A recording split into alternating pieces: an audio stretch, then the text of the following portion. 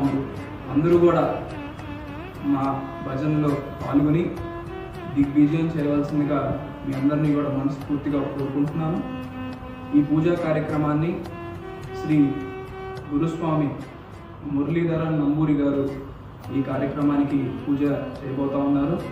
సంకీర్తన గణేష్ గురుభవాని గారు ఈ కార్యక్రమాన్ని పాటలతో నడపబోతా ఉన్నారు.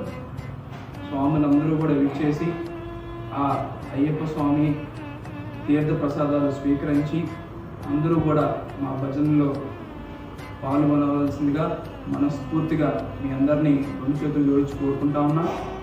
తప్పనిసరిగా రావాల్సిందిగా మా స్వగృహానందు ముగల్రాజ్పురం విజయవాడలో భజన కార్యక్రమం సాయంత్రం 6ంటికి మొదలవబోతూ ఉంది. తప్పనిసరిగా అందరూ కూడా మీ బృందాలతో రావాల్సిందిగా మనస్ఫూర్తిగా కోరుకుంటూ మీ బోండా సిద్ధార్థ.